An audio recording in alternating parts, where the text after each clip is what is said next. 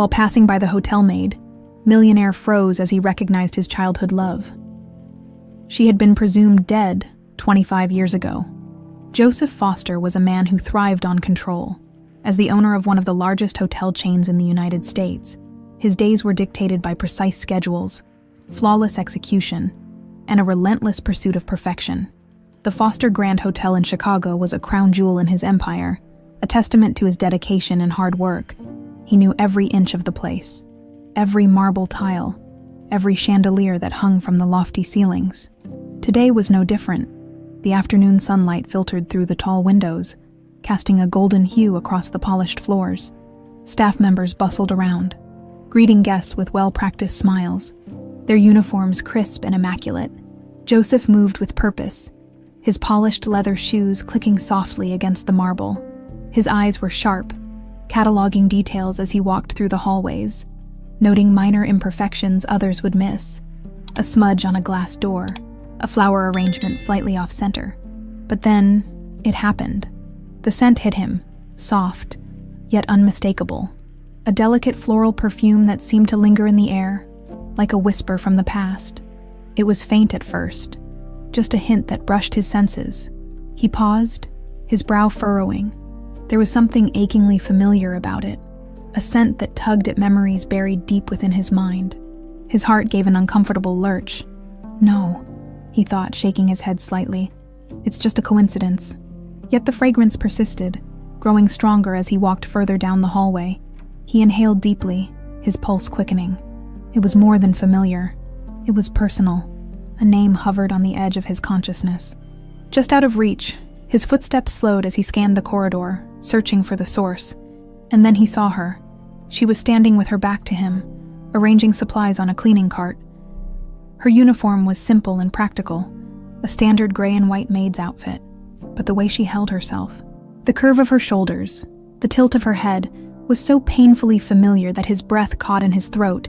He took a hesitant step closer, his eyes narrowing, his heart pounding like a drum in his chest.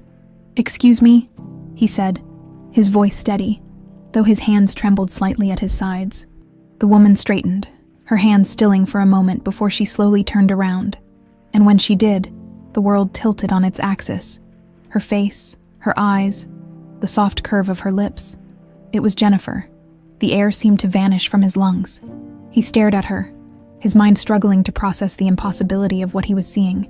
Jennifer Adams, the woman he had loved more than life itself, the woman he had mourned for a quarter of a century, stood before him.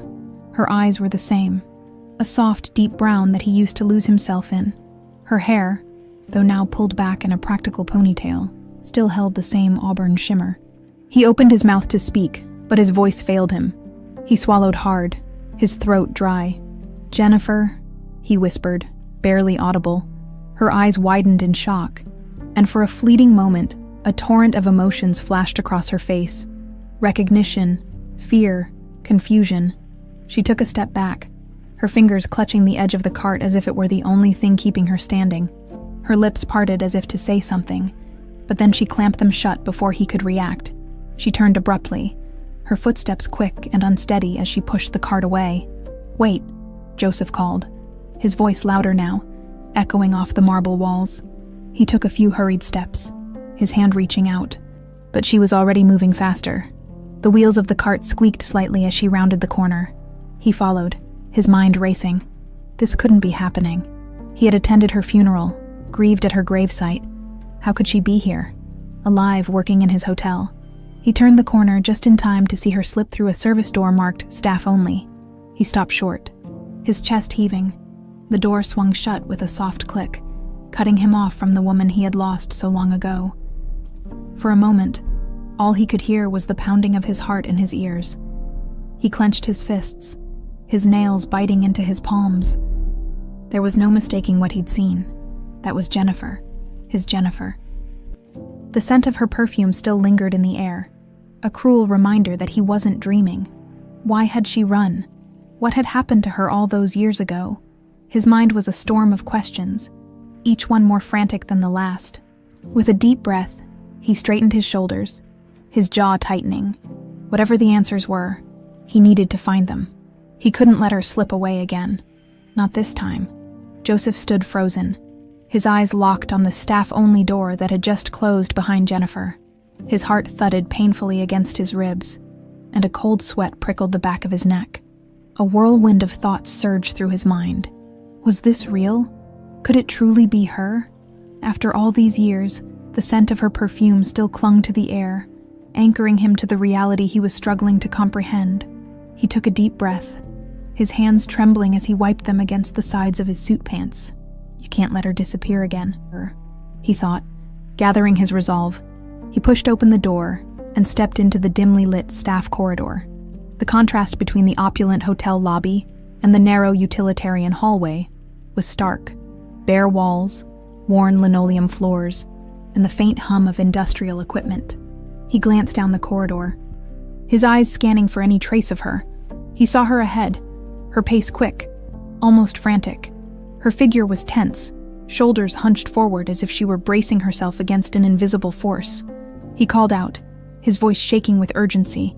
"Jennifer, please wait." She paused for the briefest of moments, her back still to him. Her shoulders rose and fell with a deep breath before she slowly turned around. The expression on her face was one he hadn't seen before, guarded, weary, and tinged with fear. It cut through him like a knife. "Mr. Foster," she said, her voice low and tight, her eyes avoiding his gaze. "I think you have me confused with someone else." Joseph's heart clenched. The formality of her words, the cold distance in her tone. It was as if she were building a wall right in front of him. But her eyes betrayed her. They shimmered with unshed tears, the same eyes that once sparkled with warmth and laughter. He stepped closer, his voice soft, almost pleading. "Jennifer, don't do this. I know it's you. I know that perfume. I know you." Her jaw tightened, and she shook her head, a bitter smile playing at the corners of her lips. "You don't know me," she whispered. "Not anymore." He felt his chest constrict, a wave of anguish threatening to pull him under. "You were gone, for 25 years. I thought you were dead. I grieved for you, and now you're here, alive, right in front of me. You have to tell me what happened." She closed her eyes, her hands clutching the cleaning cart so tightly her knuckles turned white. When she finally spoke, her voice was barely audible. "I can't," she said, her eyes opening, filled with pain. "Please, Joseph, just let it be." Her use of his first name sent a jolt through him. It was a crack in her armor, a hint that the Jennifer he once knew was still in there somewhere. He seized on that, his determination solidifying. "I can't let it be," he said, his voice firm now. "You were everything to me, and if you're alive, if there's even the slightest chance that we can understand what happened, I need to know. I need to know the truth." Her eyes met his then, the tears finally spilling down her cheeks. For a moment, it seemed like she might give in, might let down the barriers she had so carefully constructed, but she turned away abruptly, brushing at her tears with the back of her hand. "I'm sorry," she choked out. "I can't do this." She started to walk away again, but this time Joseph moved faster. He reached out and gently took her hand. The touch was light, hesitant, as if he were afraid she might shatter. She flinched but didn't pull away immediately. "Please," he said, his voice breaking. "Give me a chance to understand. Just talk to me. That's all I'm asking." She took a shuddering breath, her eyes fixed on their hands. After what felt like an eternity, she nodded, barely perceptible. "Okay," she whispered. "After my shift, we can talk then." Relief flooded him, mixed with a nervous anticipation that made his fingers tremble. He let go of her hand, nodding. "I'll wait for you," he promised. She gave him one last, hesitant glance before turning away and disappearing down the corridor. He watched her go, his mind a maelstrom of hope, confusion, and dread. The woman he had thought lost forever was within his reach again, but something was terribly wrong. The Jennifer he remembered had been full of life, love, and laughter. This woman, she carried a darkness, a weight he couldn't yet understand. As he turned back toward the main lobby, the grandeur of his hotel seemed hollow, meaningless compared to the questions burning inside him. What had happened to her? Why had she stayed away, and what else was she hiding? Joseph clenched his jaw, determination hardening his features. He was going to find out.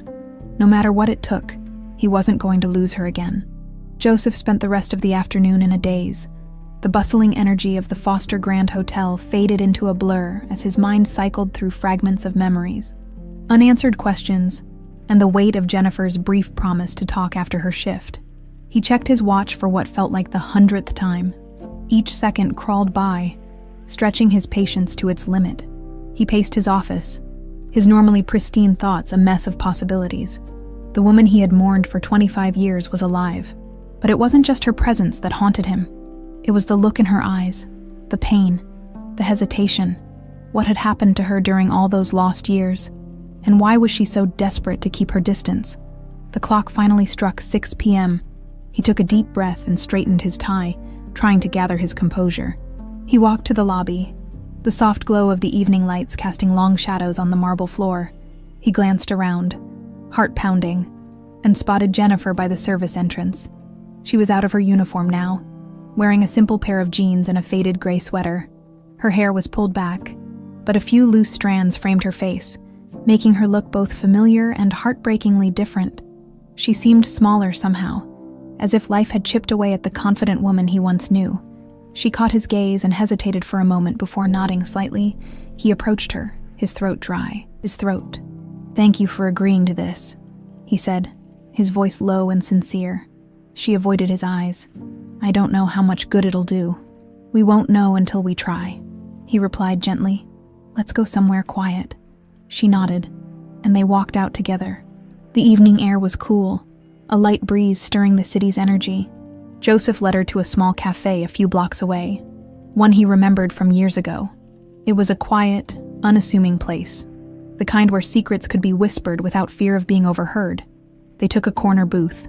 The waitress brought 2 cups of coffee, and Joseph wrapped his hands around his mug, seeking warmth and grounding. Jennifer stared into hers, silent. The pause stretched between them until it felt unbearable. Finally, Joseph broke the silence. "I need to know, Jennifer, what happened that day." Her hands trembled slightly, the coffee in her cup rippling. She took a shaky breath, her eyes fixed on the tabletop. When she spoke, her voice was soft, distant. "The accident. It was horrible. I remember getting on that bus. I remember the rain, the road slick and dangerous, and then..." She closed her eyes, her face contorting briefly with pain. Then there was screaming, glass shattering, metal twisting. Everything went black. Joseph's chest tightened, the memories of that fateful day crashing over him. The news reports, the funerals, the endless nights spent wondering how his world had fallen apart in an instant. She continued, her voice barely above a whisper. "I woke up in a hospital. They told me I was lucky to be alive, but I didn't feel lucky. I didn't even know who I was." He stared at her, the pain in her words slicing through him. "You lost your memory?" She nodded. "For months, maybe longer. Everything was a blur. The doctors tried to help, but nothing stuck. They moved me to a recovery center in a small town called Green Valley. It was quiet there, far from everything. I was just another lost soul trying to piece a life together." Joseph swallowed hard. The thought of her alone, confused, struggling to remember who she was. It was almost too much to bear. He reached out, his fingers brushing the back of her hand. "Why didn't you come back when you remembered?" he asked, his voice raw with emotion. She flinched at his touch but didn't pull away. Tears welled in her eyes as she finally looked at him. "By the time my memories returned, everything had changed. My mother was gone. I read about you. You were married, successful. You had a new life. I didn't know where I fit anymore." He closed his eyes, regret and anguish twisting inside him. "Jennifer, my marriage was a mistake. I never stopped loving you. Not for a second." Her lip quivered. "I thought I was doing the right thing, staying away. I thought you'd moved on." He shook his head, a bitter laugh escaping him. "I was just surviving. You were the one thing I couldn't replace. No matter how hard I tried." They sat in silence, the years of pain and missed chances hanging between them. Finally, she spoke again, her voice tentative. "There's more, Joseph. Something I need to tell you." He leaned forward, his heart pounding. "What is it?" She took a deep breath, her eyes shimmering with fear and anticipation. "While I was in Green Valley, before I remembered everything. I found out I was pregnant. The world seemed to tilt.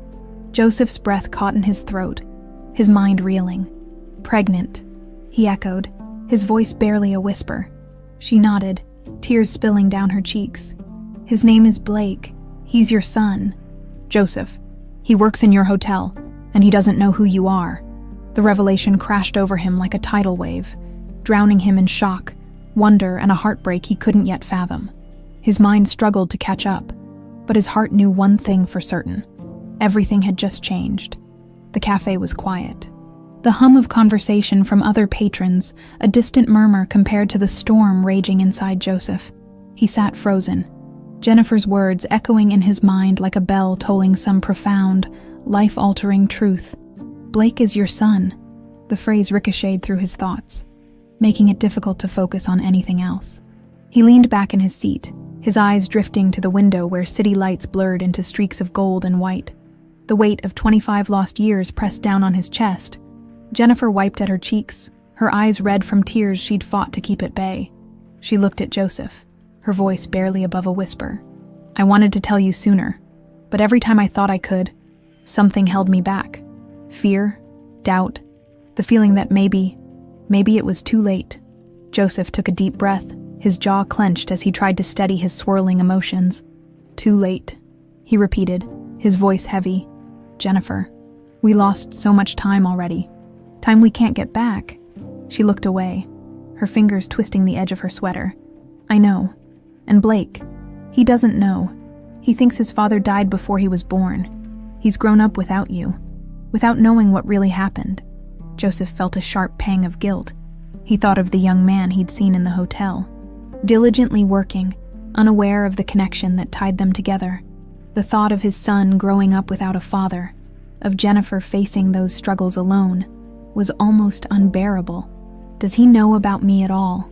Joseph asked, his voice barely holding steady. Jennifer shook her head slowly. No, I never told him your name. I didn't want him to grow up with false hope or bitterness, I thought I was protecting him. Joseph's fingers tightened around his coffee cup, the warmth seeping into his palms. You were protecting him, he murmured. But now he deserves to know the truth. We deserve that. Jennifer's eyes glistened with uncertainty. And if he doesn't want to know you, if he resents you for not being there, he swallowed hard, considering the possibility. It was a knife to his gut, the idea that his own son might reject him, but he couldn't let fear hold him back. Not anymore. That's a chance I have to take, he said firmly. I need to try. He has a right to know who I am, and I have a right to know him, no matter how hard it is. She nodded, her fingers trembling as she set her cup down. I understand. I don't want him to be hurt. He's a good kid. Joseph, kind, hardworking. He's everything I hoped he would be. A hint of pride flickered across her face, and Joseph's chest tightened. He wanted to know Blake, not just as an employee in his hotel, but as his son. The boy he should have raised, guided, and watched grow. I want to meet him. Jennifer, Joseph said, his eyes fixed on hers. Not as his boss, not as some stranger. I want to meet him as his father. Jennifer exhaled shakily, her eyes searching his face for sincerity. I need time to talk to him first. This can't come out of nowhere. He trusts me, and I owe it to him to prepare him for this. I understand, Joseph replied. Though every fiber of his being screamed for urgency, he had missed too much already. The need to reclaim what little time remained was overwhelming. A heavy silence settled between them, each lost in their thoughts. Joseph's gaze softened as he looked at Jennifer, the woman who had once been his everything, who was now a stranger in so many ways. But underneath the weight of years and secrets, he saw glimpses of the woman he had loved, the woman he still loved. Jennifer, he said, his voice softening. Why did you run from me today? She hesitated, guilt and fear flashing across her face. Because seeing you brought it all back. The pain, the love, the life I thought was gone forever. I didn't know how to face you, how to explain everything, and I didn't think you'd forgive me. His heart ached at her words. Forgive you, he whispered. You have nothing to apologize for. You did what you had to do to survive. The only thing I regret is that I couldn't find you sooner. Tears welled in her eyes again, and this time she didn't brush them away. "I thought I was doing the right thing," she said, her voice breaking, "but maybe I was just scared." He reached across the table, his fingers brushing against hers. She didn't pull away. "We've both been scared," he admitted, "but we don't have to be anymore. We can fix this. Together." She looked at their hands, a small, fragile hope flickering in her eyes. "Do you really believe that?" "Yes," he said firmly. "I lost you once. I'm not going to lose you again." The cafe around them faded into a quiet blur. In that moment, they weren't two people with a tangled history. They were just Joseph and Jennifer, two souls trying to find their way back to each other. As they stood to leave, Joseph felt a sense of purpose anchoring him. The road ahead was uncertain, filled with challenges and potential heartbreak. But one thing was clear. This time, he wouldn't walk it alone. The walk back to the hotel was heavy with unspoken thoughts. The sun had dipped below the horizon, leaving the streets bathed in the cool, silvery glow of twilight. Joseph walked beside Jennifer, their footsteps falling into an unconscious rhythm. The city noise buzzed around them, but it felt distant, like they were wrapped in a bubble of their own reality. Joseph stole glances at her, his mind a swirl of emotions. She looked the same, yet different, her eyes more guarded, her shoulders carrying an invisible weight. He wanted to say something, to fill the silence between them, but every word seemed too fragile, too inadequate. They reached the hotel lobby, the bright lights a sharp contrast to the fading day outside. Joseph paused, his hand resting lightly on Jennifer's arm. "Do you want to come up to my office? It'll be quiet there." She hesitated, her eyes flickering with uncertainty before she nodded. "Okay." They walked side by side to the elevator, the mirrored walls reflecting back two people who seemed lost in their own thoughts. When the doors slid shut, an awkward tension filled the space. The soft hum of the elevator felt louder than it should. As the doors opened on the top floor, they stepped into the hallway leading to Joseph's office. He unlocked the door and held it open for her. The room was spacious, with floor-to-ceiling windows offering a view of the glittering Chicago skyline. The city stretched out beneath them, vibrant and alive, a stark contrast to the turmoil in his heart. "Please, sit," he said, gesturing to the plush leather chairs in front of his desk. Jennifer sank into one, her hands clasped tightly in her lap. Joseph took a seat across from her, leaning forward, his elbows on his knees. He searched her face, trying to read the emotions hidden behind her carefully constructed mask. "Are you sure you're ready to tell Blake?" he asked gently. Jennifer sighed, her fingers twisting the hem of her sweater. "I don't know if I'm ready, but I don't think I ever will be. This isn't the kind of thing you can prepare for." Joseph nodded, understanding the complexity of the situation. "You're right, but he deserves the truth, and so do we." She looked up at him, her eyes filled with a mix of fear and determination. "I know. It's just, I've been his whole world for so long. I'm afraid this will shatter everything he believes." Joseph's heart ached for her. He could see the weight she carried, the years of sacrifice, of doing everything alone. He reached out, his hand covering hers. "You don't have to carry this alone anymore. We can do this together." Her lip trembled, and she nodded, squeezing his hand in return. "Thank you." A knock on the door startled them both. Joseph straightened, clearing his throat. "Come in." The door opened, and a young man stepped in. Holding a clipboard, it was Blake. His dark hair was tousled, and he wore the standard black uniform of the hotel staff. His eyes, sharp and observant, scanned the room before landing on Jennifer. A smile broke across his face. "Hey, Mom. I didn't know you were still here," he said, his voice warm and genuine. Jennifer's face lit up in a way that made Joseph's heart twist. He saw the love, the connection that had been forged in his absence. He forced himself to stay composed, his mind racing with the knowledge that this was his son standing before him. "I was just finishing up," Jennifer said softly, her voice steady despite the turmoil in her eyes. "Blake, this is Mr. Foster. We were just talking." Blake turned to Joseph, his expression polite and professional. "Mr. Foster, sir. I hope everything is to your satisfaction." Joseph swallowed hard, his heart pounding. This was the moment he'd dreamed of, dreaded and longed for all at once. He forced a smile, the muscles in his face feeling strained. Everything's perfect, Blake. Thank you. Blake nodded, a hint of pride flickering in his eyes. Great. If you need anything else, just let me know. He turned to leave, but Jennifer's voice stopped him. Blake, wait. He paused, his brow furrowing as he looked back at her. What's wrong? Jennifer took a deep breath, her eyes glistening. There's something important I need to tell you. It's about your father. Blake's expression shifted to confusion. My father. What about him? She glanced at Joseph, her hand trembling slightly. Joseph met her gaze and nodded, silently offering his support. Blake, she said, her voice shaking. Your father didn't die before you were born. He's here. Blake's eyes widened, the confusion turning to disbelief. He looked from his mother to Joseph, his mouth opening and closing as if searching for words that wouldn't come. What? He whispered, his voice barely audible. Jennifer's tears finally spilled over. Joseph, Mr. Foster, he's your father. The room fell into a heavy silence. Blake stared at Joseph, shock and betrayal flickering across his face.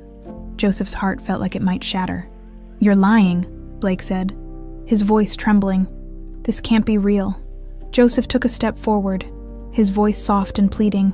Blake, I know this is a lot, but it's the truth. I didn't know about you until today. I swear. Blake took a shaky step back, his eyes glistening with anger and hurt. I need to go. He turned and bolted from the room, the door slamming shut behind him. The sound echoed in Joseph's chest like a gunshot. Jennifer covered her face with her hands, sobbing quietly.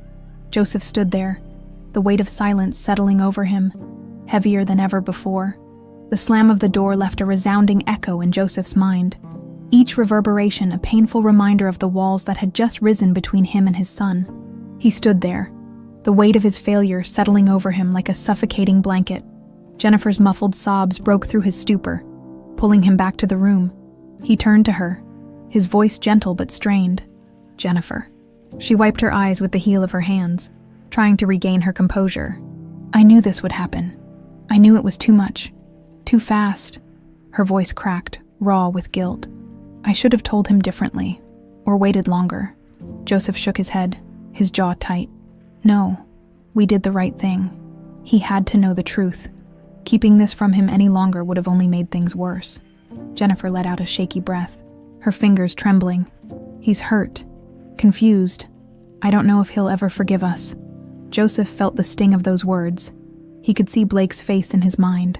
The confusion, the anger, the betrayal, and behind all that, a deep pain that Joseph knew he had contributed to, even if unintentionally. He just needs time, Joseph said, trying to reassure both Jennifer and himself. This is a lot for him to process. But he's your son, Jennifer. He's strong. He'll come around. Jennifer nodded weakly, but the uncertainty in her eyes told him she wasn't convinced. She stood up, her movements slow and deliberate, like she was trying to keep herself from falling apart. I need to find him, she said. I can't let him go through this alone. I'll come with you, Joseph offered, stepping forward. She hesitated, looking torn. I think it might be better if I talk to him first. He needs space, and seeing you might only make it worse right now. Joseph's chest tightened, the thought of being shut out gnawing at him, but he knew she was right. Blake was still grappling with the revelation, and pushing too hard could drive him further away. Okay, he said quietly, his voice thick with emotion. But let me know how he's doing, please. Jennifer touched his arm briefly, a gesture of reassurance. I will. She walked to the door, paused, and looked back at him, her eyes filled with a sorrow he wished he could erase. Then she slipped out, leaving Joseph alone in the silent room. He sank into the chair, his head in his hands. The weight of the past 25 years bore down on him. Regret, guilt, and longing twisted together in a tangled knot that threatened to choke him. He had finally found Jennifer, had discovered a son he never knew existed, and in a single moment, it felt like everything was slipping away again. I can't let it end like this. The thought gave him a spark of resolve. He wouldn't give up.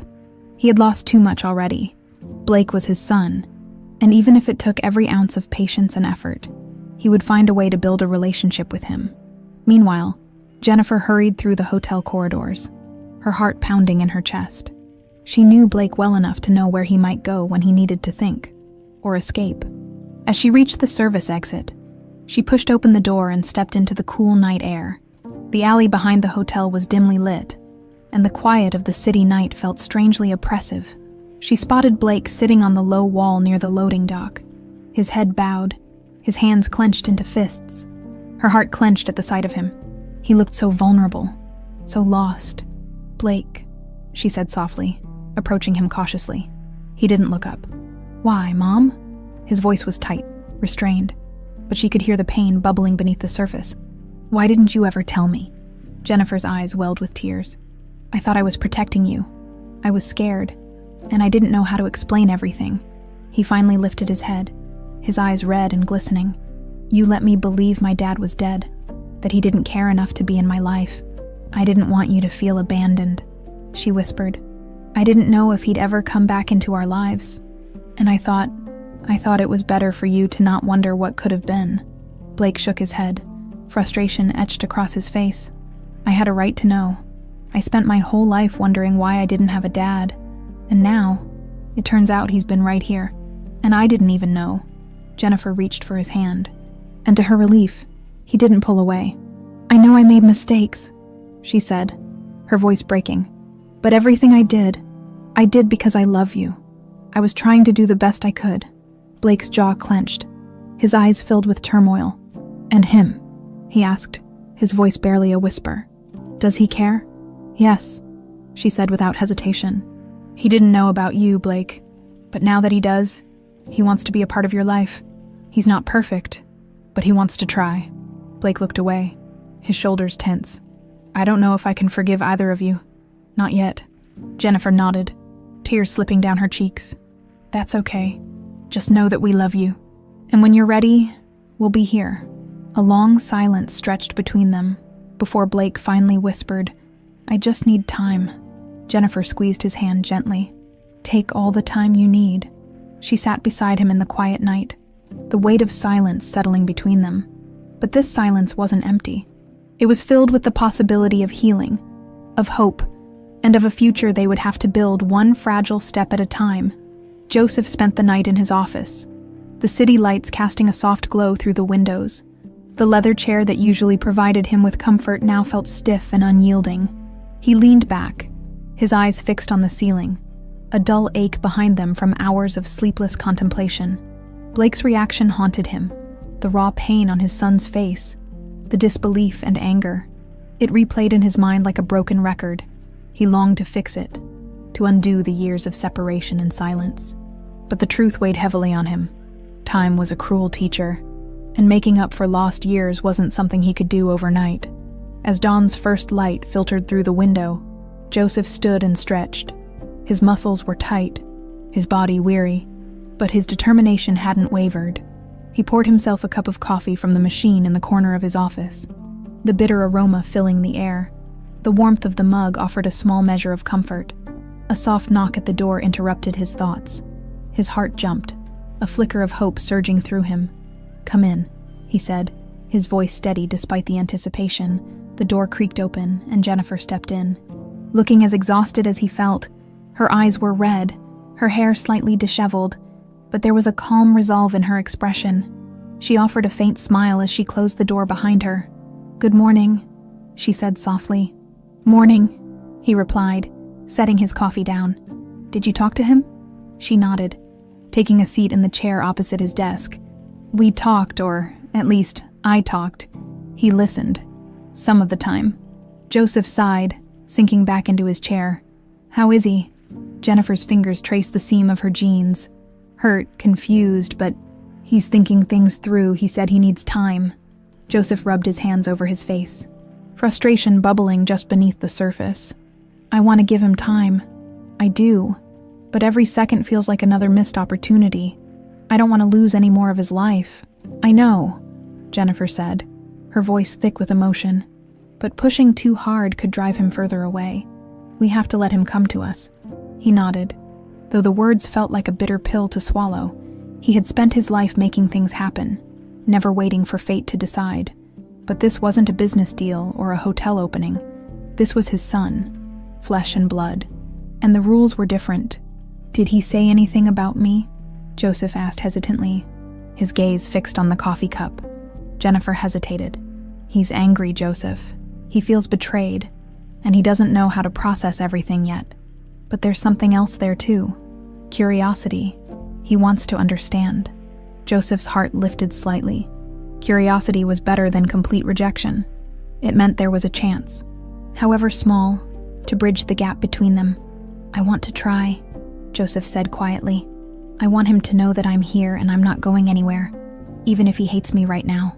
I'll wait. Jennifer smiled, a hint of warmth returning to her eyes. Then that's what we'll do. We'll give him the time and space he needs. But we won't give up. A comfortable silence settled between them. For a moment, it felt like old times. A shared understanding. A mutual resolve to face whatever came their way together. The years that had separated them seemed to thin, if only for an instant. Jennifer glanced at her watch. I need to get back to work. Blake's taking the afternoon shift today. Maybe you can talk to him then. Just keep it light, no pressure. Joseph nodded, his stomach tightening at the thought. I'll try. She stood, and he followed suit, walking her to the door. She paused, her hand on the doorknob, and looked up at him. We'll get through this, Joseph. He reached out and gently tucked a loose strand of hair behind her ear, his fingers lingering against her cheek. I believe that, because I'm not giving up on us either. A tear slid down her cheek, and she smiled through it. Then she turned and slipped out the door, leaving Joseph standing there with renewed purpose. The afternoon sun poured through the large windows of the hotel lobby. Joseph paced near the entrance, his nerves fraying with each passing minute. He felt like a teenager again, waiting to ask someone to prom, not a man who had built an empire. The weight of what he was about to do made him feel vulnerable in a way he hadn't felt in decades. Finally, he saw Blake across the lobby, his dark hair catching the light, his posture stiff with focus as he spoke with a guest. Joseph took a deep breath and forced his feet to move.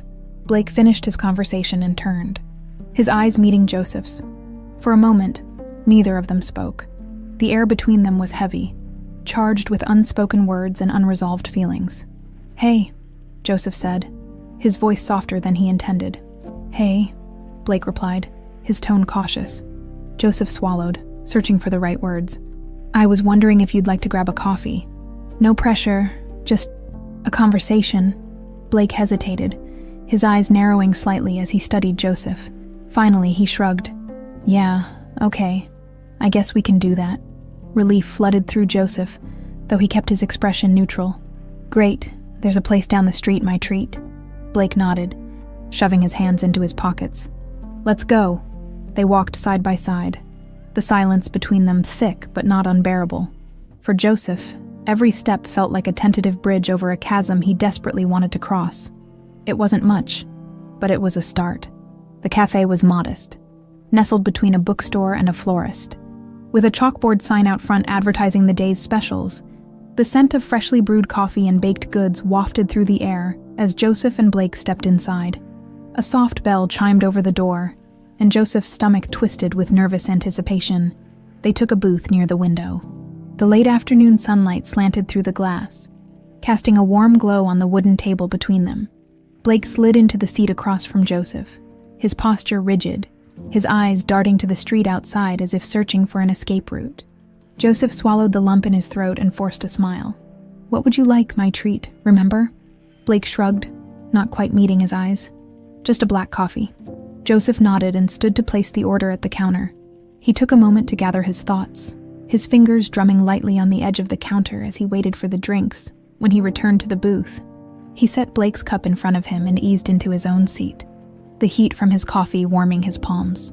Thanks, Blake muttered, staring into the dark liquid as if it held answers to the questions swirling in his mind. Joseph took a sip of his coffee, trying to steady his nerves. Blake, I know this is a lot, and I'm not here to force anything on you. I want us to talk. No expectations, just two people trying to understand each other. Blake's jaw tightened, and he nodded slowly. Okay, talk. Joseph exhaled, feeling the weight of the moment. He searched Blake's face, noting the strong jawline, the determined set of his mouth, and the eyes that mirrored his own. The resemblance was undeniable, and it struck Joseph again, just how much time they had lost. "I didn't know about you," Joseph said, his voice low. "I didn't know Jennifer survived the accident. I thought I lost her forever. And when I found out about you, it was like a part of me I didn't know was missing suddenly came back." Blake's eyes flicked up to meet his, guarded but curious. "And what? You just expect us to pick up where we left off?" Joseph shook his head. "No, I don't expect that. I know trust doesn't come that easily, but I want to be here now for you, if you'll let me." Blake leaned back in his seat, his arms crossed over his chest. The walls he had built were sturdy, but cracks were beginning to show. "Why did it take you this long to find us?" he asked, his voice tinged with frustration. "You're a powerful man. You own a whole hotel empire. Didn't you look for her?" Joseph's shoulders sagged, the guilt weighing him down. "I did. After the accident, I searched everywhere. The authorities told me there were no survivors. I had no reason to believe otherwise. Eventually, I had to accept what they said, even if it never felt right." Blake's fingers drummed on the table. "And now that you know, what happens next? You want to play dad all of a sudden?" Joseph winced at the bitterness in his tone. "I want to get to know you, Blake. I don't want to replace what you've built with your mom. I just want to be a part of your life, however you'll let me." The silence that followed was heavy. Joseph's heart pounded, each second stretching out unbearably.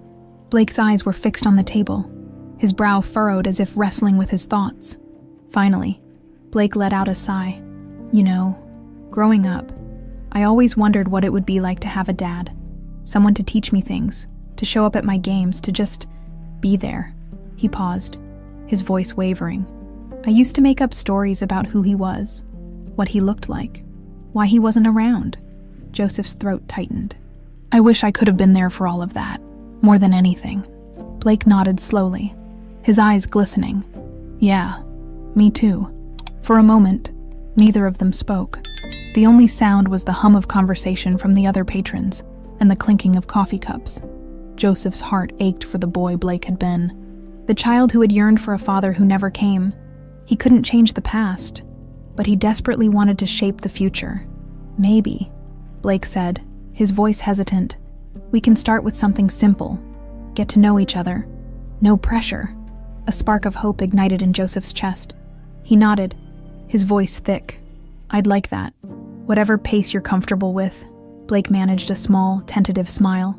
"Okay." It was a fragile bridge, but it was a bridge nonetheless.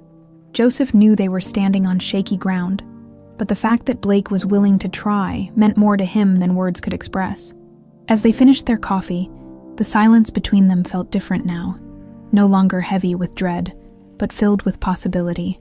They walked out of the cafe together, the sun setting behind the skyscrapers, casting long shadows on the pavement. Joseph glanced at Blake, who was staring straight ahead, his expression thoughtful. He didn't reach out, didn't push for more. For now, it was enough to walk side by side. It was just a beginning, but beginnings held hope. And for Joseph, hope was something he hadn't felt in a very long time. The walk back to the hotel was quiet, the air between Joseph and Blake filled with a delicate tension. Joseph didn't push for conversation, afraid of saying the wrong thing, afraid of unraveling the fragile understanding they had just begun to build. Each step felt like a cautious dance between hope and uncertainty. Blake shoved his hands into his pockets, his gaze fixed on the sidewalk ahead. His brow was furrowed, the weight of unspoken thoughts pressing on him. Joseph's heart ached to know what was going through his son's mind, but he held back, respecting the space Blake seemed to need. As they neared the entrance of the Foster Grand Hotel, Blake hesitated, his steps slowing. He turned to Joseph, his eyes flickering with a mixture of hesitation and resolve. "Can we go somewhere to talk?" Blake asked, his voice soft, almost reluctant. Joseph's heart leapt, a surge of hope breaking through his careful restraint. "Of course, we can go up to my office or..." Blake shook his head. "Not there, somewhere. Less formal." Joseph paused, considering. "There's a rooftop garden on the top floor. It's quiet, and the view is nice." Blake nodded. "Okay, let's go there." They entered the hotel, and the elevator ride to the top floor felt longer than it should have. Joseph stole glances at Blake, searching for any sign of how he was feeling, but Blake's face was guarded. his thoughts hidden behind a mask Joseph couldn't quite read. The elevator doors slid open, revealing the rooftop garden. The sky was a canvas of deep oranges and purples, the sun dipping below the horizon. The city lights twinkled below them, a breathtaking view that seemed at odds with the turmoil in Joseph's heart. Blake stepped out, his eyes scanning the garden. The space was filled with lush greenery, small winding paths, and benches tucked away in quiet corners. Joseph led them to a bench near the edge, where they could see the skyline stretching into the distance. They sat side by side, the silence between them stretching out, heavy but not suffocating. Joseph took a deep breath, the cool evening air filling his lungs. "Blake, I know this is hard," he said, his voice low. "I can't imagine what you're feeling right now, but I want you to know that I'm here. Whatever you need, whatever you want to ask, I'm here." Blake stared out at the skyline, his jaw tight. "It's like everything I thought I knew about my life has been flipped upside down," he said, his voice barely above a whisper. "I spent years believing my dad was just gone, that he never wanted to be part of my life." Joseph's chest tightened. "I wish I could change that. I wish I had known. I would have done anything to be there for you." Blake's eyes narrowed, a spark of anger flashing through them. "But you didn't know, and I didn't know you, and now I don't know what to do with this. With you." Joseph swallowed hard, the pain in Blake's voice cutting deep. He wanted to reach out, to close the distance between them, but he knew that trust couldn't be forced. "I get it," Joseph said softly. "You don't have to decide anything right now. We can take it slow." Blake shook his head, his voice trembling. "I don't even know if I want to take it slow. Part of me wants to get to know you, but another part of me feels like it's betraying everything I believed growing up. Like if I let you in, it means everything Mom and I went through didn't matter." Joseph's heart clenched. "Blake, your mom is incredible. Everything she did for you, everything you went through together, that matters. Nothing will ever change that. Getting to know me doesn't erase that." Blake's hands clenched into fists on his knees.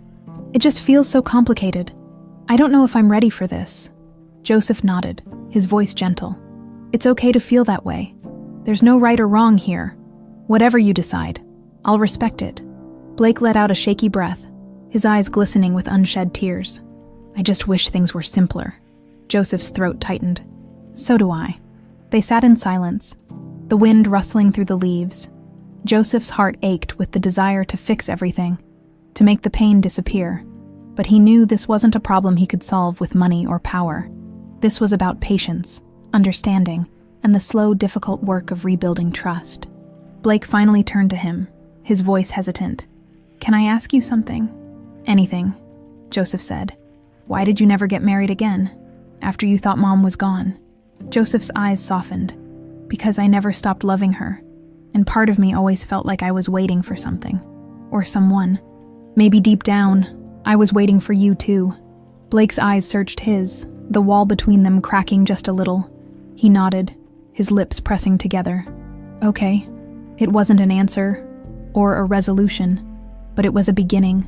They sat there as the city lights twinkled beneath them, two men trying to navigate the fragile path of a relationship just beginning to form. For now, that was enough. The rooftop garden gradually fell into darkness, the last remnants of twilight fading behind the horizon. The city lights glimmered below, a million stories playing out beneath the vast Chicago skyline. Joseph sat beside Blake, the silence between them more comfortable now. Though the weight of the unspoken still hung in the air, Blake leaned forward, his elbows on his knees, staring at the distant glow of headlights weaving through the streets below. The breeze ruffled his hair, and for a moment, he looked younger, vulnerable. Joseph's heart ached at the realization of how much he had missed. Blake's childhood, his milestones, his struggles, moments that should have been shared. Blake finally broke the silence, his voice low and tentative. "It's weird, you know, sitting here with you. You're supposed to be a stranger, but you're not." Joseph nodded, his gaze fixed on the skyline. "I feel the same way. I'm trying to figure out how to fit into your life without making things harder for you." Blake turned to look at him, his eyes sharp and searching. "Why do you even care so much? You didn't know I existed until a few days ago." Joseph took a deep breath, his fingers interlocking as he rested his hands on his knees. Because the moment I found out, everything changed. I don't know how to explain it, but knowing you're my son, it's like a part of me woke up. A part I didn't know was missing. Blake's eyes narrowed slightly, his jaw clenching. But you've been fine without me.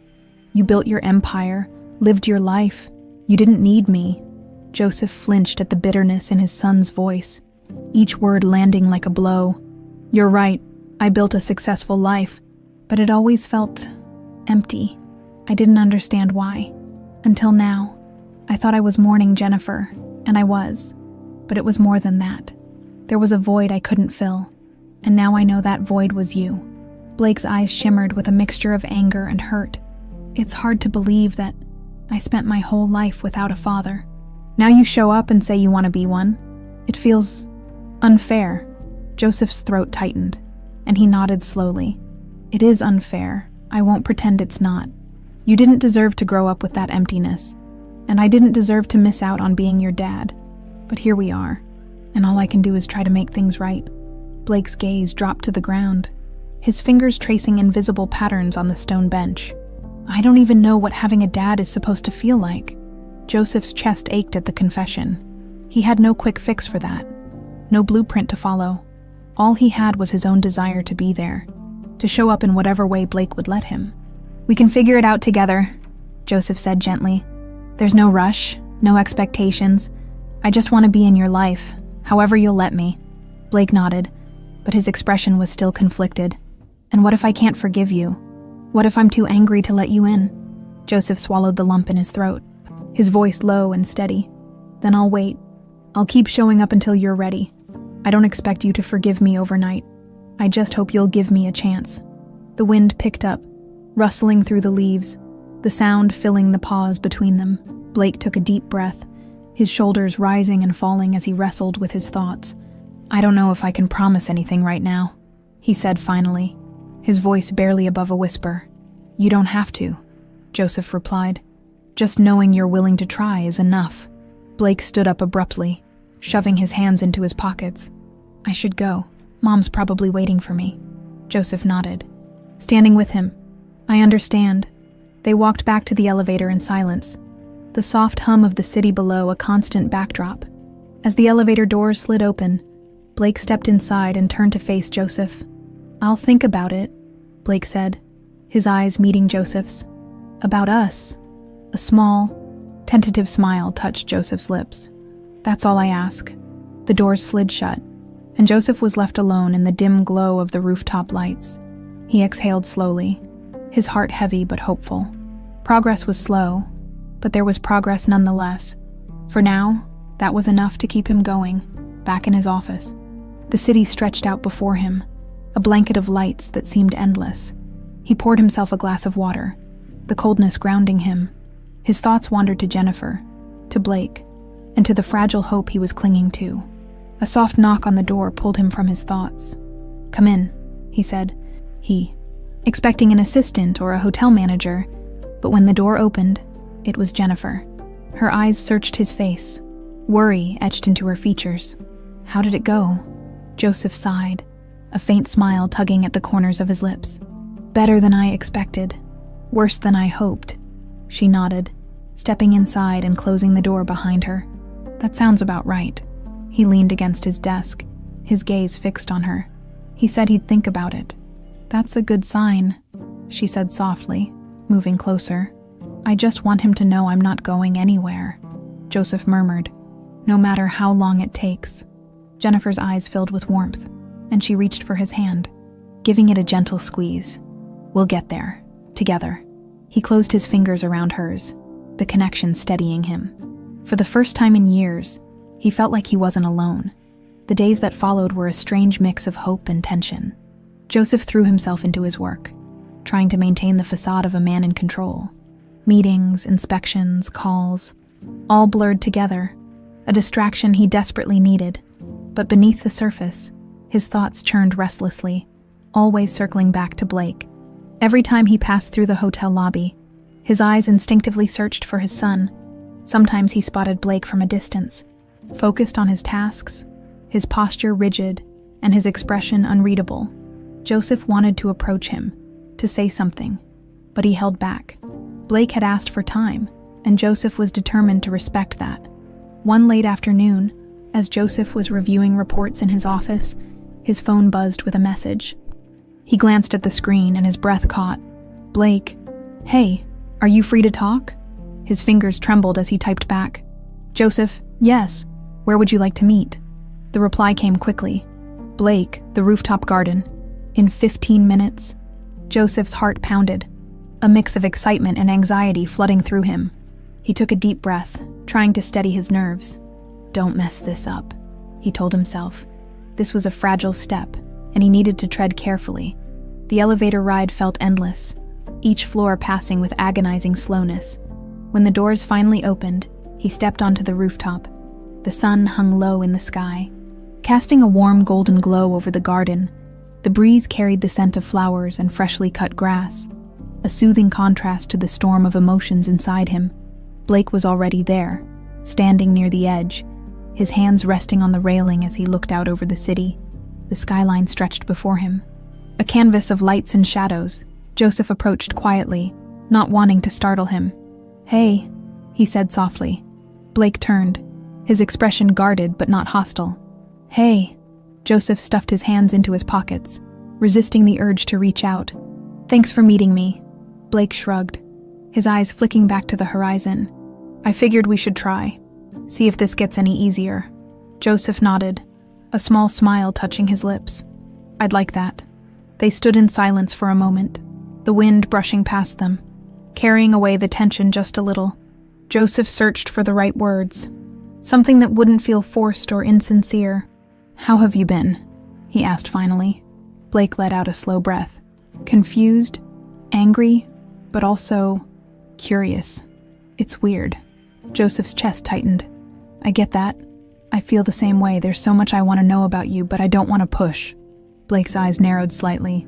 Why do you care so much now? You didn't know I existed, and you seemed fine without me. What changed? Joseph swallowed hard. He knew this was a fair question, one that deserved an honest answer. I wasn't fine, Blake.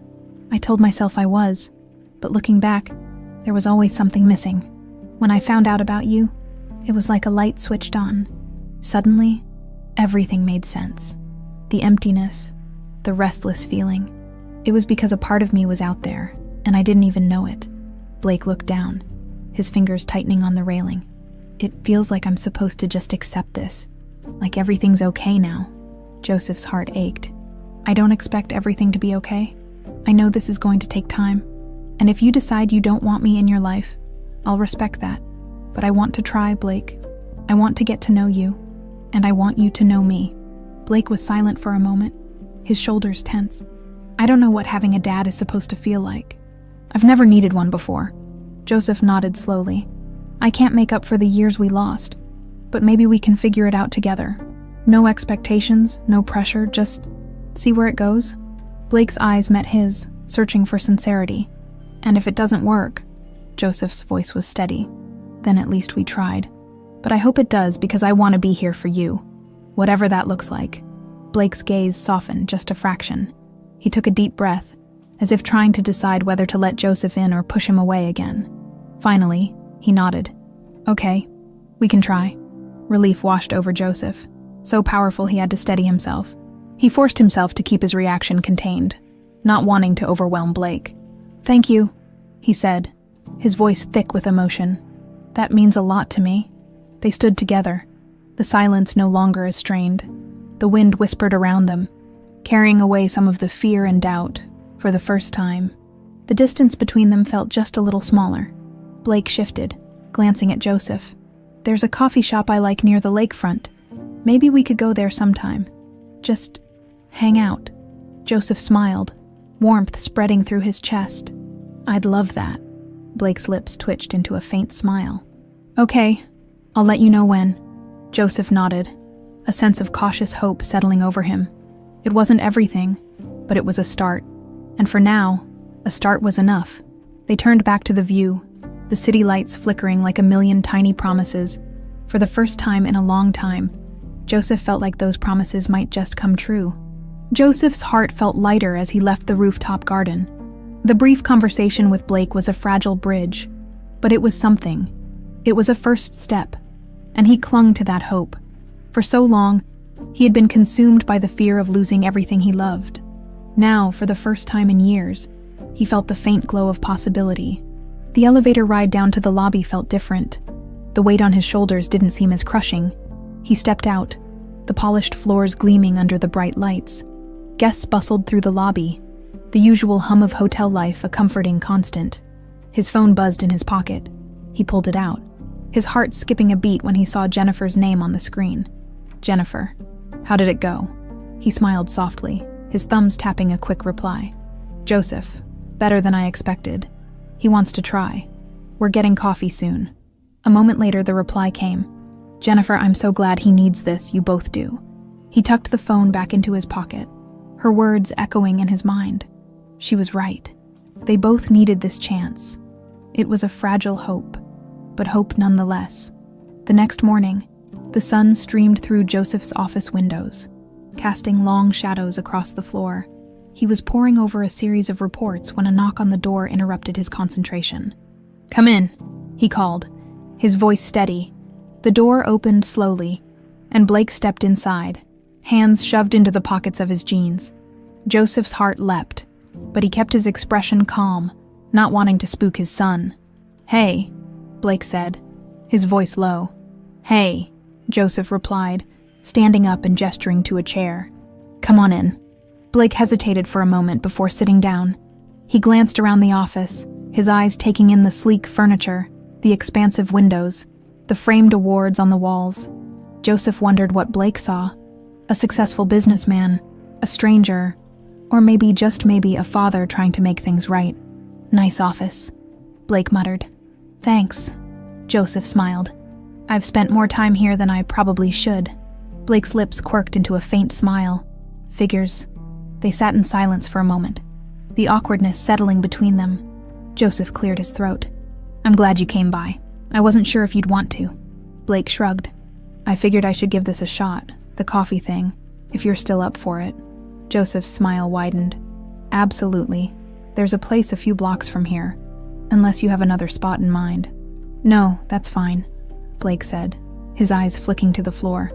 I don't know how this is supposed to go. Joseph's heart ached at the vulnerability in his voice.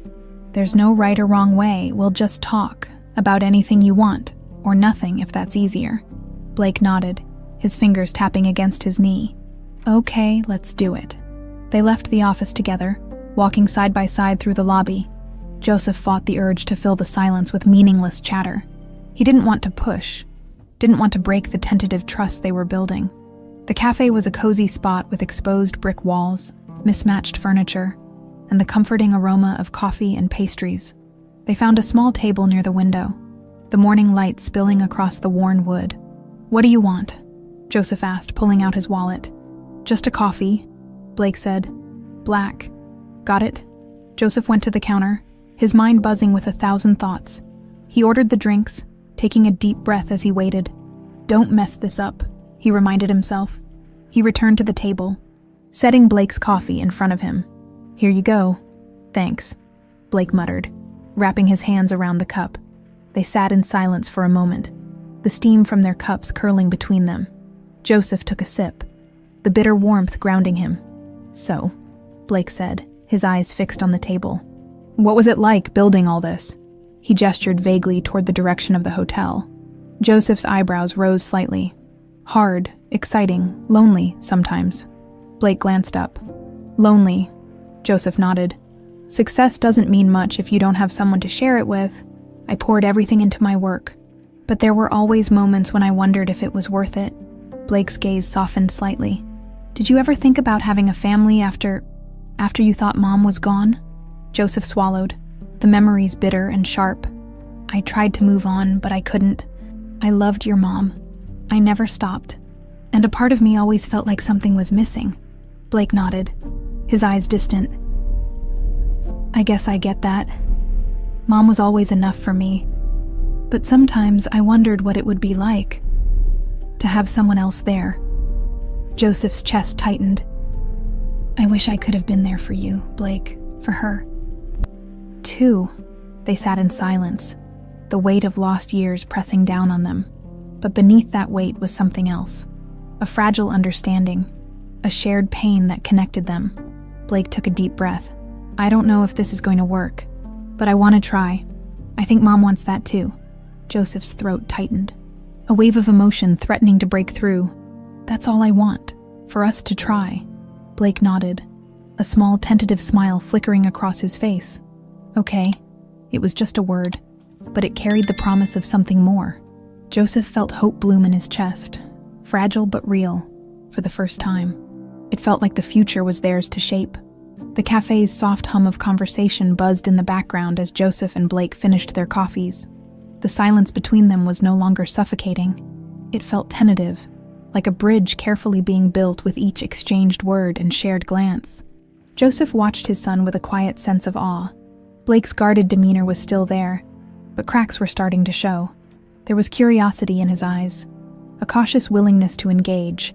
Joseph clung to that sliver of hope like a lifeline. As Blake leaned back in his chair, he drummed his fingers lightly on the table. So what happens now? Joseph took a deep breath, considering his words carefully. That depends on you. I'm here, and I want to be a part of your life, but I don't want to rush you or overwhelm you. We can take this as slow as you need. Blake nodded, his gaze fixed on the chipped edge of his coffee cup. I guess we just keep talking, maybe do some stuff together. A smile tugged at the corners of Joseph's lips.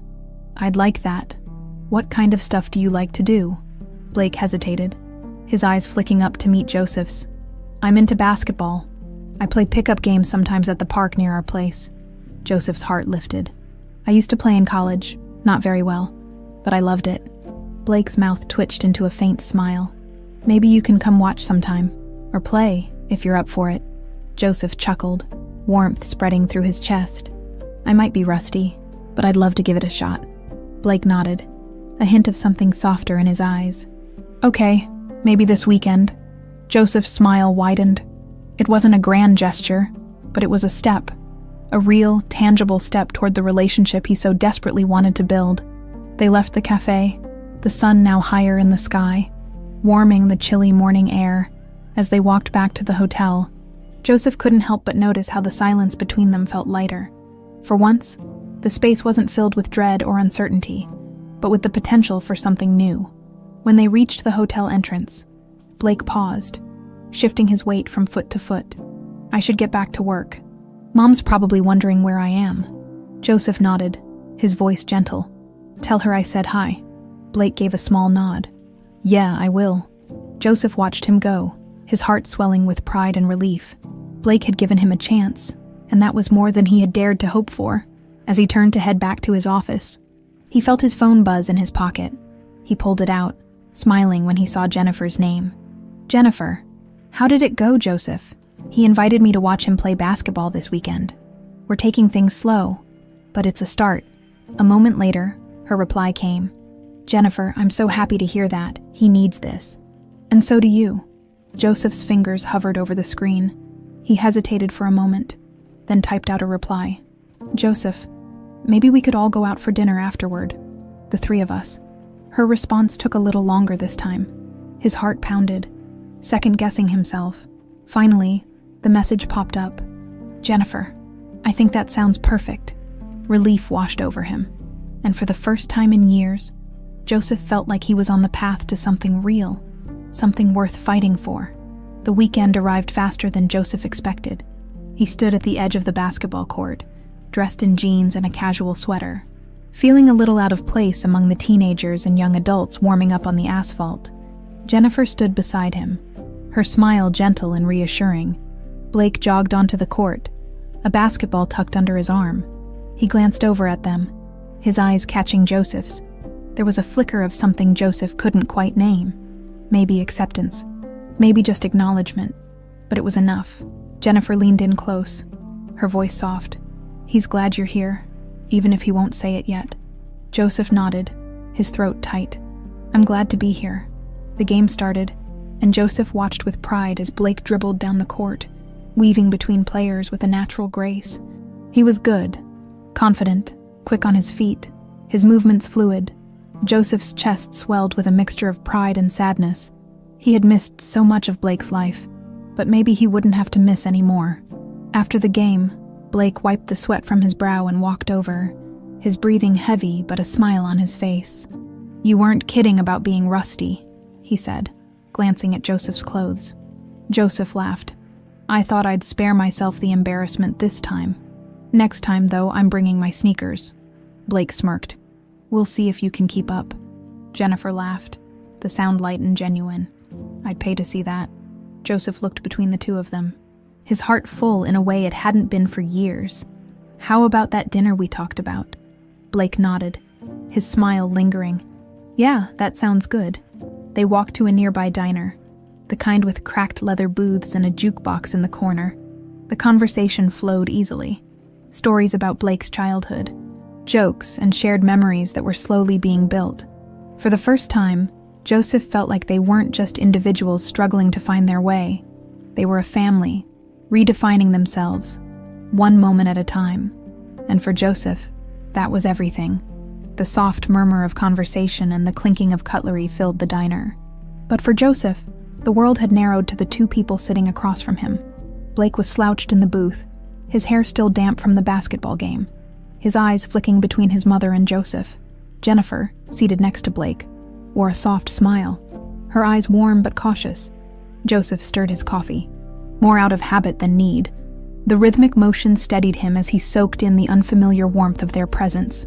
He had dreamed of moments like this for so long, and now that it was happening, he was terrified of saying the wrong thing, of shattering the fragile peace they had built. "So," Blake said, breaking the silence as he poked at a pile of fries on his plate. "What did you think of the game?" Joseph smiled, relief spreading through him at the normalcy of the question. "You were incredible, fast, confident. I can see you've put in a lot of work." Blake shrugged, but a hint of pride flashed in his eyes. "Yeah, I guess it's just something I like doing." Jennifer nodded, her voice soft. "He's been playing since he was little. We used to go to the courts on weekends, just the two of us." Joseph's chest tightened at the image, Jennifer cheering from the sidelines, Blake running up and down the court, the echo of a life he had missed. "I wish I'd been there to see that," he said, his voice barely above a whisper. Blake's fork paused midair.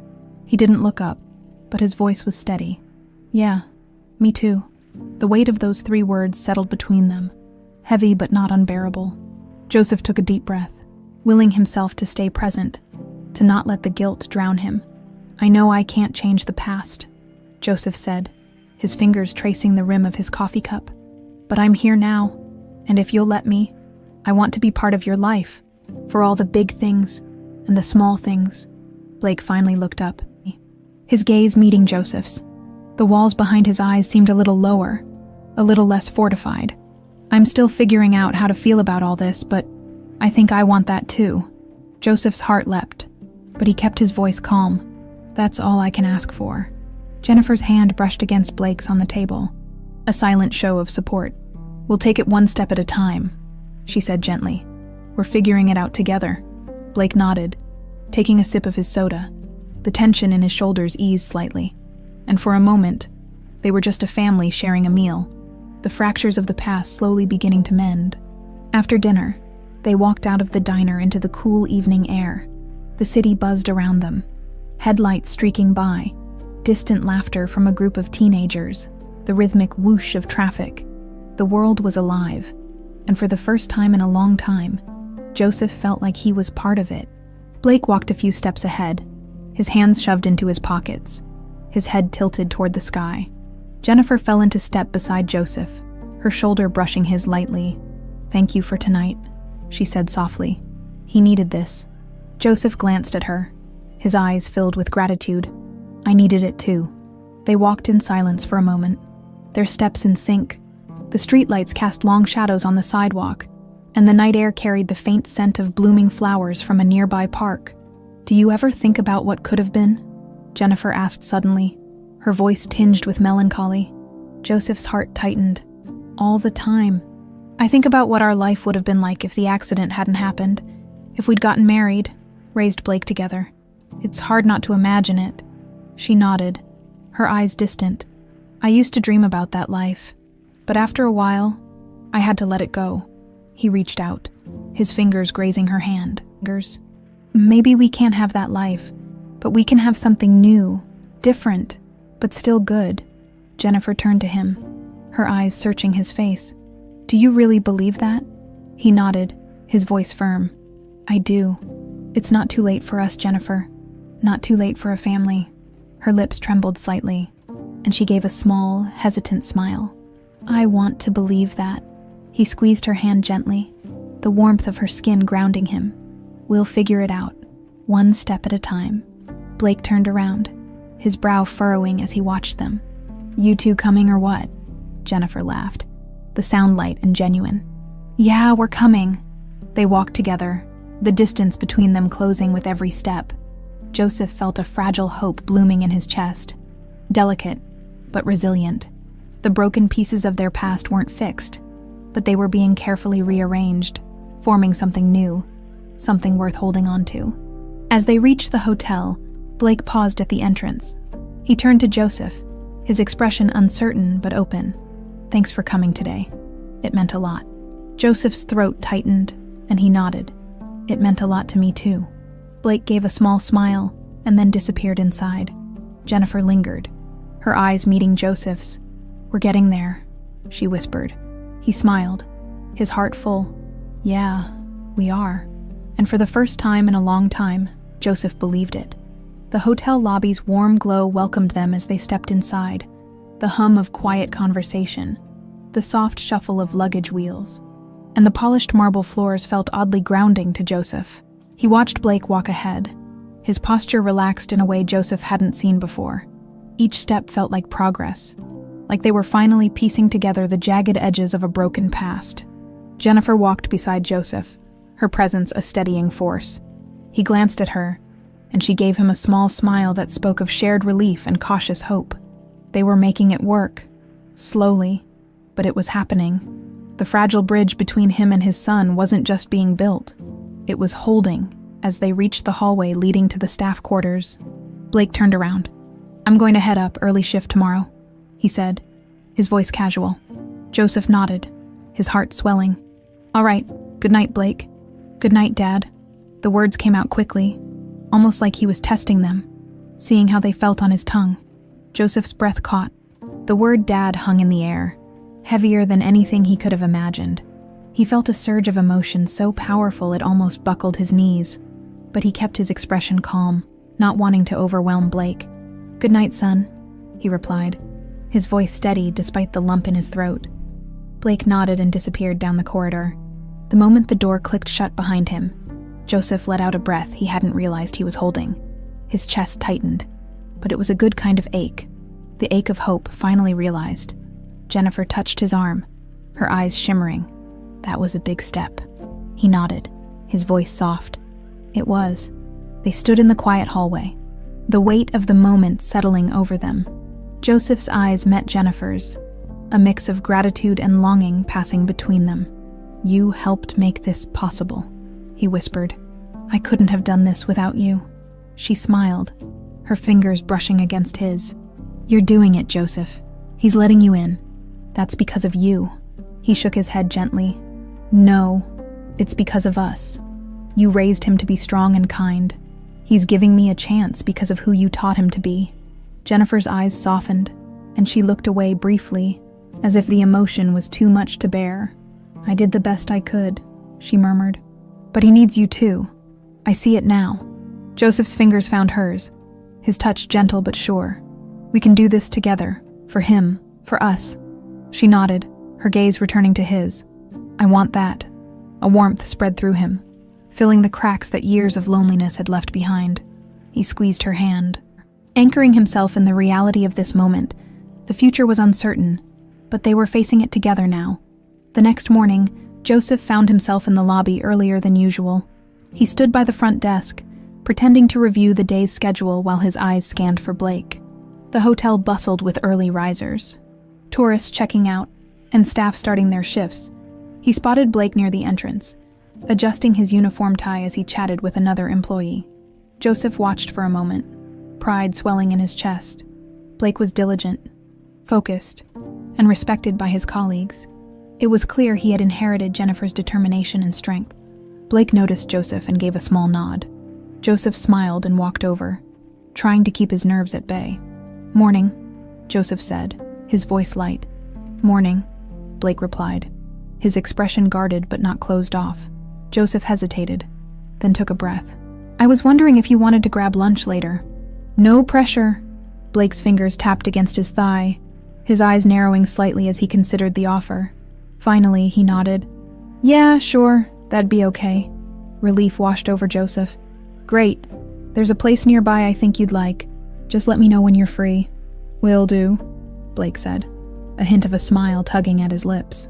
He glanced at his watch. "I gotta get to work. See you later." "See you," Joseph replied, watching him walk away with a mixture of pride and hope. When lunch rolled around, they met at a small deli a few blocks from the hotel. The place was bustling, filled with the scent of fresh bread and cured meats. They ordered sandwiches and found a table near the window. Blake took a bite of his sandwich, chewing thoughtfully. "So, what do you do when you're not running hotels?" Joseph chuckled. "Honestly, I haven't figured that out yet. My life's been about work for so long, I'm still learning how to slow down." Blake smirked. "You should try basketball. Gets you out of your head." "I just might," Joseph said, smiling. "Maybe you can teach me a few things?" Blake shrugged, but the corners of his mouth lifted. Maybe. They ate in comfortable silence, the gaps between their words no longer awkward. Joseph felt the bridge of trust growing stronger. Plank by plank. It wasn't perfect, but it was real. And for the first time in years, he felt like he was exactly where he was supposed to be. As they finished their meal, Joseph leaned back, a satisfied sigh escaping him. "This is nice." Blake nodded, his eyes meeting Joseph's. "Yeah, it is." Joseph's heart swelled. It was just lunch, just small talk, but it was a foundation, a chance to rebuild what had been lost, and he was ready to keep building, no matter how long it took. The sun dipped low in the sky, casting a warm amber glow across the city.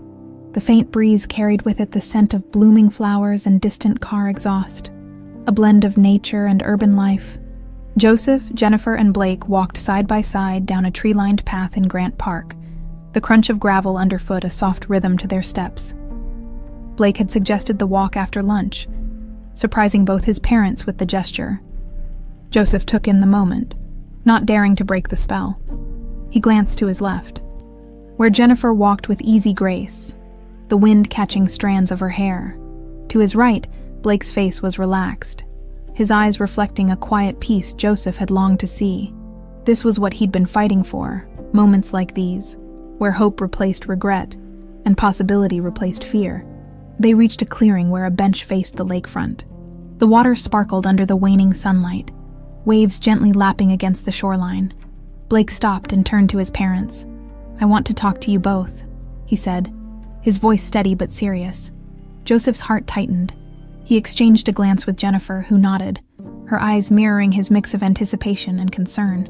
They sat down on the bench, leaving space for Blake to join them if he chose. He didn't sit.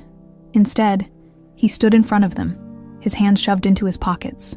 "I've been thinking a lot," Blake began, his gaze shifting to the horizon. "About everything. About us." Joseph held his breath, his fingers gripping his knees. He could feel Jennifer's tension beside him, the air thick with unspoken emotion. "I was angry," Blake continued, his voice low. "For a long time I felt like I didn't need a dad, like having one would just mess things up. But when you showed up, everything I thought I knew got flipped upside down." He paused, his eyes finally meeting Joseph's. "I still don't have everything figured out. I probably won't for a while, but I don't want to push you away. I want to see where this goes. I want us to try." Joseph's chest constricted, his throat tight with emotion. He nodded, his voice barely a whisper. "I want that too." "Blake, more than anything." Blake looked down, scuffing his shoe against the gravel. "It's not going to be perfect. I'm still going to get mad sometimes, and I need time, but I think I want to know you." Joseph's vision blurred with tears. He refused to let fall. He stood up, his movements slow and deliberate. giving Blake space to retreat if he needed to. Instead, Blake stayed rooted, his eyes filled with vulnerability and courage. "I'm here," Joseph said softly. "For the long haul. Whatever you need, whatever pace you want, I'll be right here." Blake nodded, a hint of a smile tugging at his lips. "Good." Jennifer let out a shaky breath, her eyes glistening. She stood, reaching out to touch Blake's shoulder. "I'm so proud of you," she whispered. Blake shrugged, trying to downplay the emotion, but his eyes softened. "Yeah, well, you kinda raised me that way." Jennifer laughed, the sound light and full of relief. "That I did." They stood in a quiet triangle, the weight of past hurts finally starting to lift. The sun sank lower, streaking the sky with hues of gold, pink, and lavender. It felt symbolic, the end of one chapter and the beginning of another. Joseph cleared his throat, his voice gentle. "How about dinner?" "My treat. Anywhere you want." Blake smirked. "You keep offering to pay. Is that a dad thing?" Joseph chuckled, the sound surprising even himself. "Maybe, or maybe it's just my way of making up for lost time." Blake's smile widened. "Genuine now." "All right. There's a pizza place downtown I like." "Nothing fancy. Perfect," Joseph said, his heart soaring. They walked back toward the car, the silence filled with a newfound comfort. Joseph slid his arm around Jennifer's waist, and she leaned into him, her warmth a balm to his weary heart. "You did it," she whispered. "You really did it. We did it." Joseph thought, this wasn't just his victory, it was theirs. A testament to patience, love, and the relentless hope that broken things could be made whole again. As they drove through the city, the lights of Chicago flickering to life, Joseph caught Blake's reflection in the rearview mirror. His son looked out the window, a small, contented smile on his face. For the first time in years, Joseph felt complete. The empty spaces in his heart were no longer voids to be filled with work or wealth. They were filled with love, with second chances, with the promise of a future where they didn't just survive, they thrived. They pulled up to the pizza place, laughter and the scent of freshly baked dough spilling out into the night. Joseph turned off the engine and looked at Blake. "Ready?" he asked. Blake nodded. "Yeah, let's go." They stepped into the warmth of the restaurant, the door closing behind them, shutting out the chill of the night. Inside, the glow was brighter, the air filled with the smell of comfort and the sound of joy. For Joseph, it wasn't just another meal. It was a celebration of healing, of forgiveness, of a family redefined. And as they took their seats, he knew this was only the beginning, a new beginning.